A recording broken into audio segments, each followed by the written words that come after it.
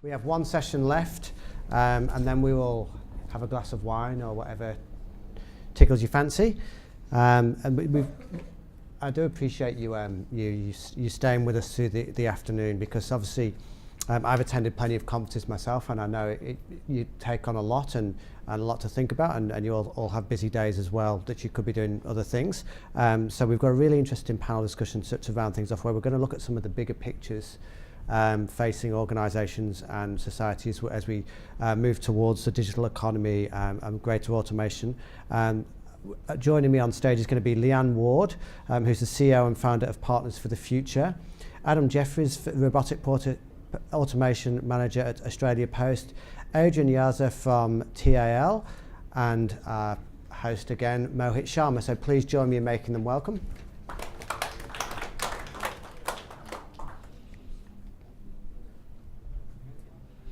Just take a seat along here. I'm not sure, is this working? Yeah, we might need some hand mics, so we've got one here. And Mohit comes equipped as well.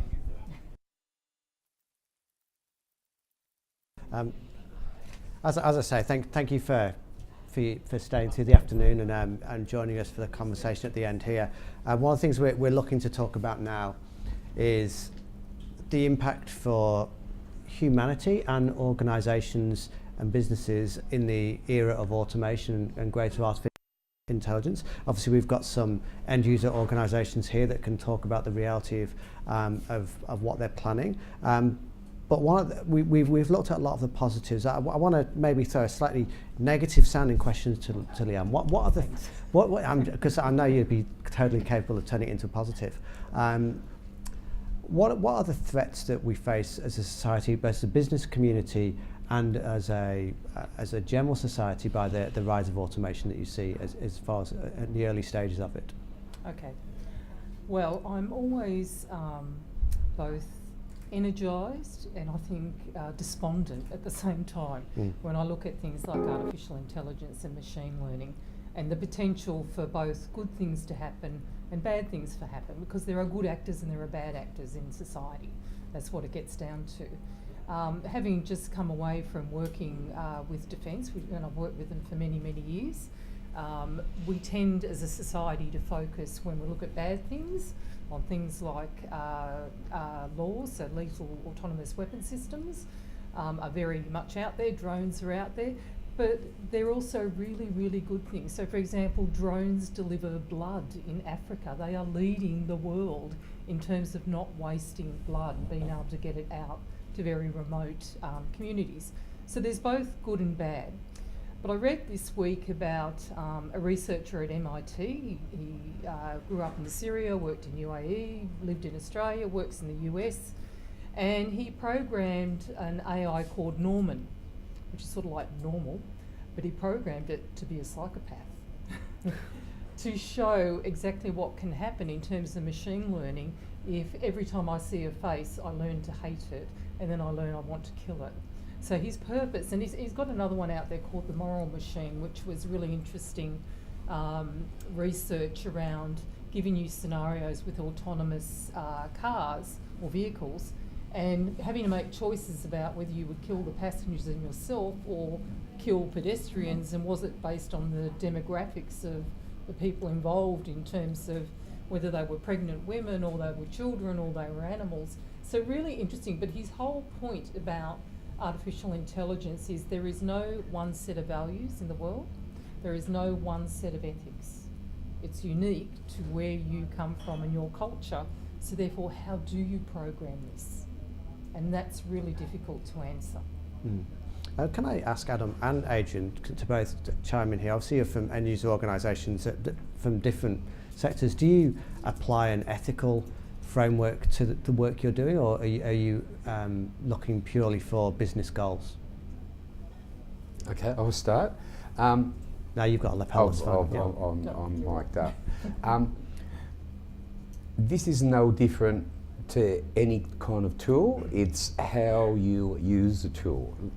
Within this RPA space, I've learned that It's important to complement and not compete with STP.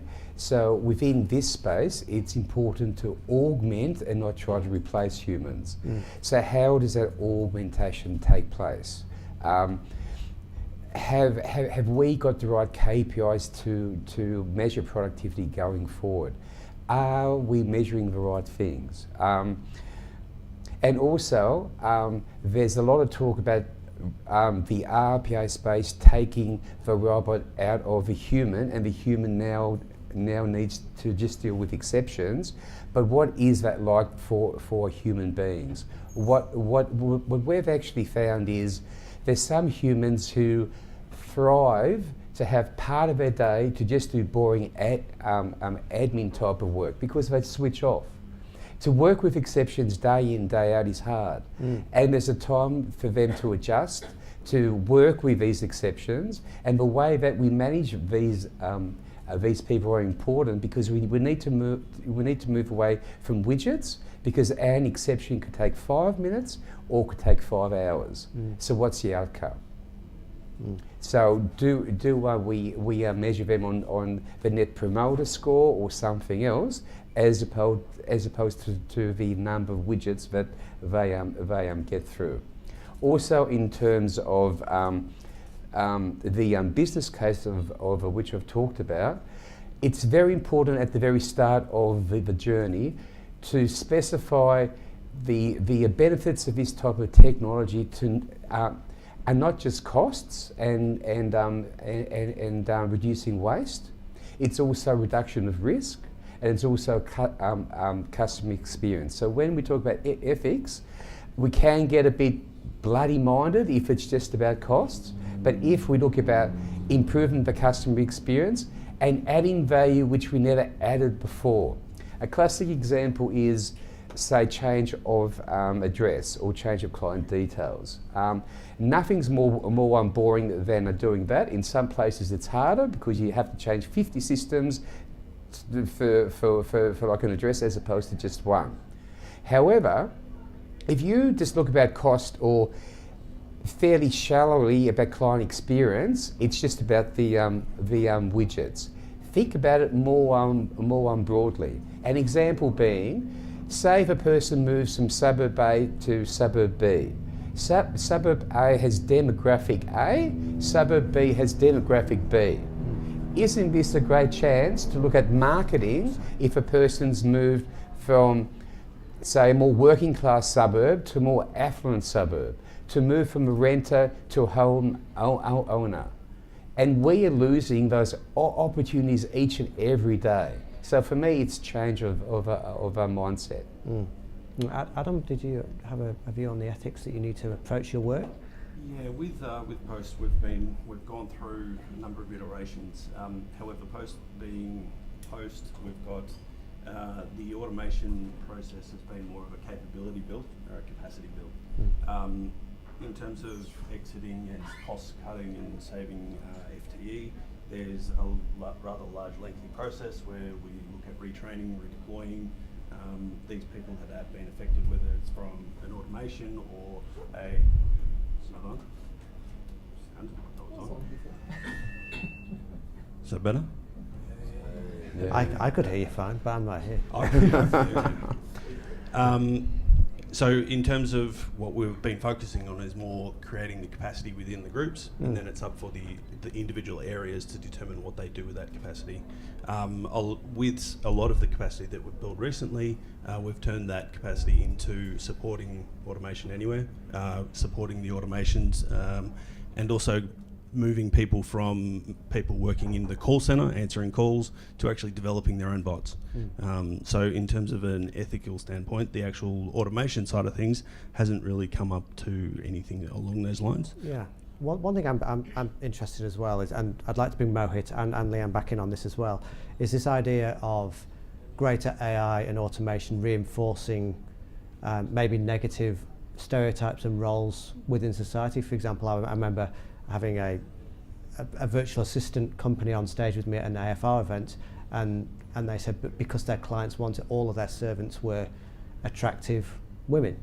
because they felt that the audience responded better to that, but in doing so admitted that they were reinforcing negative gender roles. I'm looking bigger picture, how do you see the role of organisations adopting automation in not just doing what has been maybe wrong in the past? I think it's a business. Hello. I think it's a business model of every organization.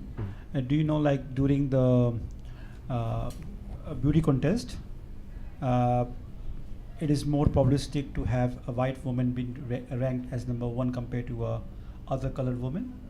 It's a pre-built biasness in the pageant contest. Right. When you use Tinder, I'm not sure it, but maybe when you use Tinder. Just watch your daughter, she might use it for you. So I don't know, but again, so they have a biasness. For example, Indian will seek an Indian, Chinese will seek a Chinese. So it is inbuilt in the business model because they want to have more hits done. So it's a part of a business model. It is not something which is taken as granted by the companies. It is the market forces which prompts them to put those biasness in the model. For example, now Tesla is putting that if they see a cat on the road, they want to hit it instead of hitting a woman on the pedestrian. So it's a biasness built in the AI to meet the requirement of the business model of that particular organization. Leanne, do you see a danger in the way that these organisations are these applications are being built? Well, I do. Turns off. I think it turns off every time we stop talking. Push down. Okay, there you go, I haven't got my glasses. That's off, that's off. Maybe Yeah. it didn't turn off. There we go. Just bring the robot up here. Yeah. I do. So we are all human. We all have biases, but we don't have one bias. It depends where you are as to what set of biases you have. And I think that makes it incredibly complicated when you're programming something. So, I mean, the most well-known one is the Airbnb example of bias against who can actually rent properties based on their surname and their likely ethnicity. So, I mean, that's one. But I think one of the things that the challenges for us is moving from STEM to what is called STEAM. So adding the arts back in, so the behavioural science back in to what we're actually programming, and having that discussion around people, not just around technology. So we know that most AI today is programmed by white males. You are going to get bias when you do that. That is just the way it is. So how do we get greater diversity in the people that we're bringing in to actually design these systems? And I think it is very hard. It's very challenging because we're not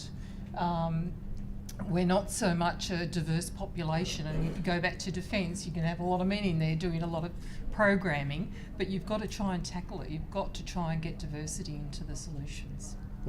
Glad to see you started on the wine already. Cheers. Don't hold back. Do you take considerations like this into account when you're planning stuff within TEL, for example?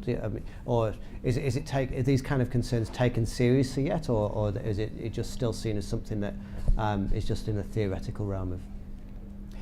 It's emerging. The issue being is that with AI at present, it's fairly fragile, so it takes a long time to program a deep expertise within a very narrow sliver. What hasn't been looked at yet is the context management of how these bots respond, and from an ethical, moral and a diversity framework. There's some glib examples in regards to put an attractive white female voice on a chatbot, or a muscular horse person for a male, and depending on who the chatbot is interacting with, you might have an option, but it should be embedded within the testing process. It should be embedded within a set of principles, and it should be embedded within the diversity culture of an organisation. But like I said, the left hand hasn't connected with the right at this point in time. One thing I wanted to raise on this panel, as well as I think we spoke about it a little bit beforehand, is codes of ethics that have started to be drawn up around the use of AI and automation. But from my perspective, they often seem to be being written by technology companies. Google has put their own out. I think I'm not sure if Amazon did, but Google definitely did. Who should be setting the framework for the new world that's going to incorporate both human intelligence and artificial intelligence? Look, I think it's a start that they've done that. So there's a worldwide pledge that was drawn up, and a lot of the technology companies signed it, a lot of researchers signed it, very distinguished people. I signed it down the bottom, but my name's not published. You could do that. And it was to warn people about not letting AI go wild, basically. And it's to point out that governments need to stop and think. We need to have proper policies that start at a government level and flow down through business. And we need to have the conversation, because I don't think most businesses are yet able to think about a code of conduct or a code of ethics necessarily with AI fully in mind. So you've got to have the conversation. It's got to be an education process. So this pledge was signed. There is also a proposal to amend the UN's human rights policy, and it's around neural technology. So I don't know if you've ever looked at this, but there's a lot of interest in being able to read our brains, and our brains depend on blood flow. So, for example, Microsoft are researching using infrared technology to be able to, look at your scalp. Infrared goes through bone and muscle, but hemoglobin in blood, it happens to be able to pick up. So you imagine sitting at home on your Surface Pro and Microsoft are, trained on your brain. That's okay, because they're saying we just want to be able to stop you typing. But what else can you do with it? So I don't really want Microsoft doing that to my brain. Elon Musk and his company, I think it's Neuralife, have they're in development around a lace that sits underneath your scalp. I do not know how you get it underneath your scalp, but it sounds rather scary. But it's the same sort of thing. But when you look at the good of the technology, what he's trying to do, and he's working with 12 other people, is to be able to use the brain for people, for example, with disabilities. That's the good side of it. It's a fantastic thing to do. But there's also the downside of once you've got it in there, what do you do?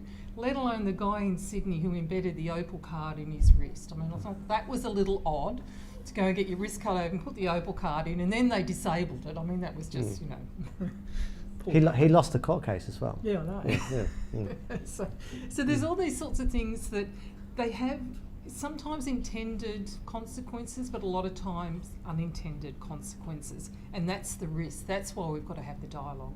Mohit, you spend a lot of your time, you've been forward thinking in the way you've set up the business, and you've jumped ahead of the market on a number of offerings. When you look ahead, how far away do you think we are from having real ethical dilemmas about artificial intelligence? Because at the moment it's still theoretical, right? Yeah, I think the definition of ethics also changes from person to person. For someone, drinking one glass of wine is unethical. For someone, even bottle is drinking is ethical. So I think Got to the bottle yet? But again, I think it's a market force. We should not interfere in any process.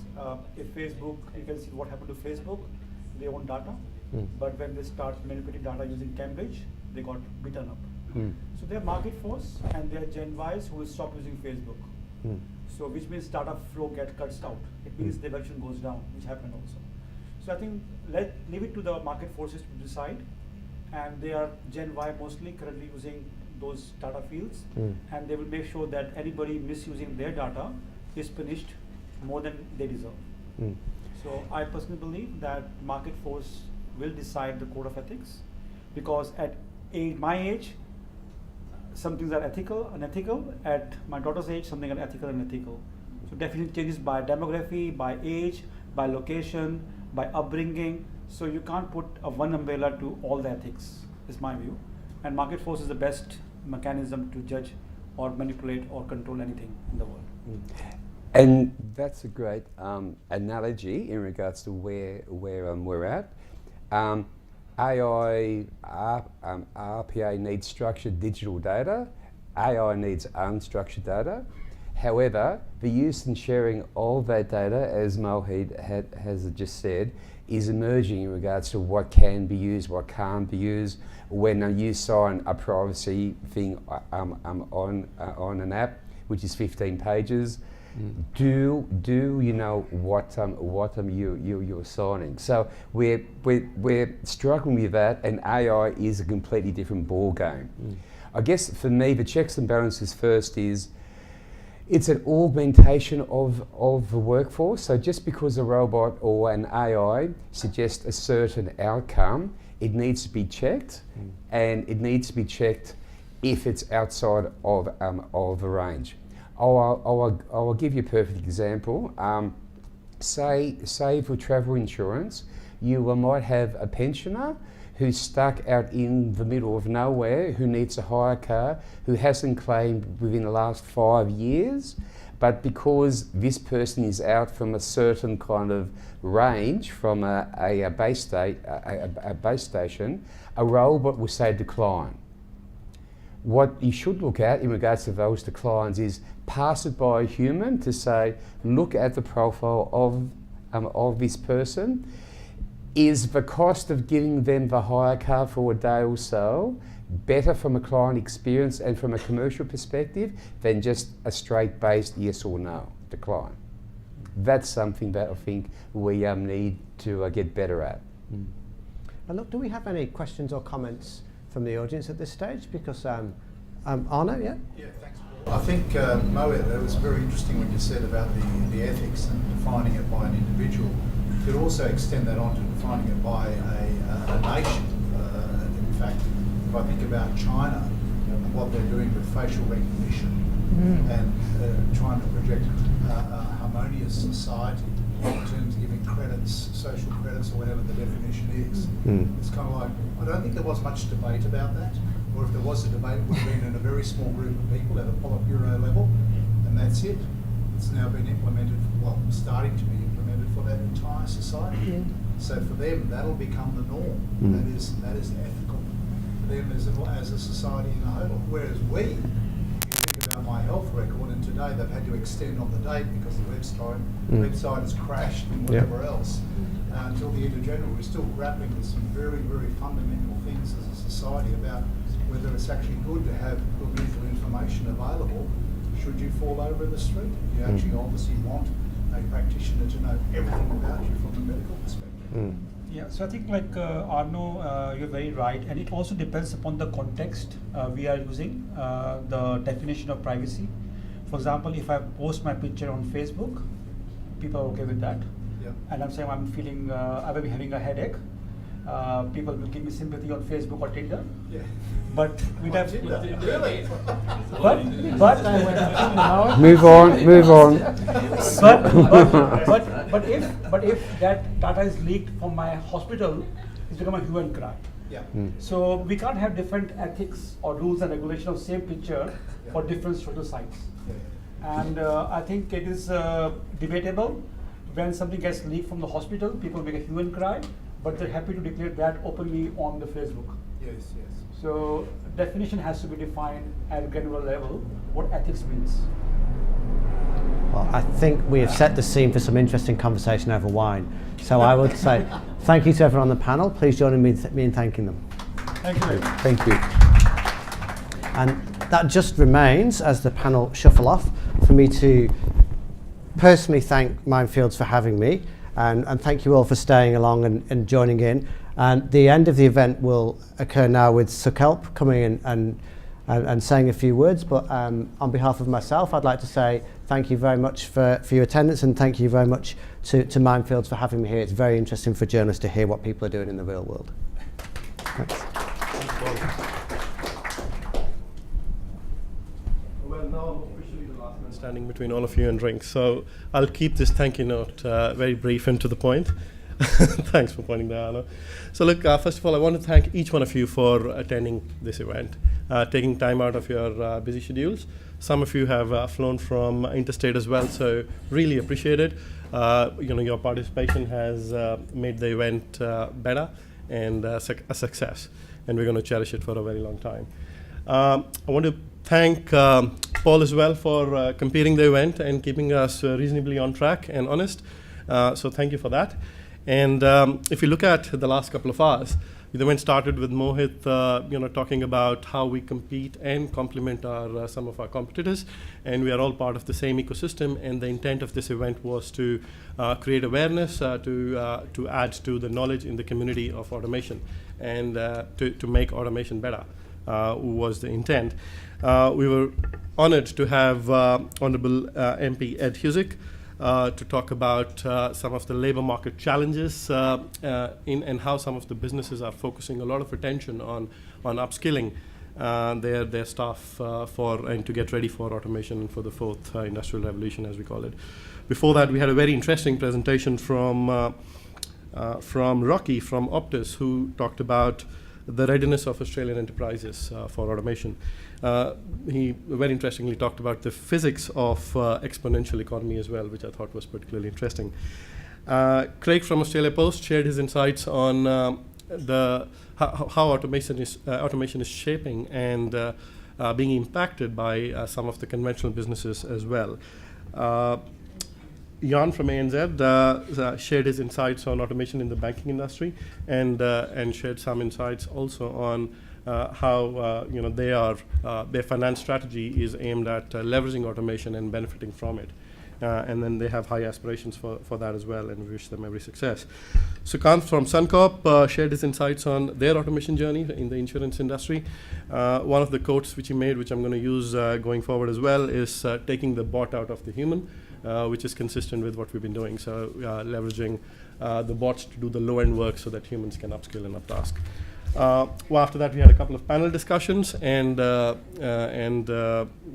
very interesting questions as well. So once again, thank you all for your participation. Let us further network and talk over drinks. And until next time, thank you.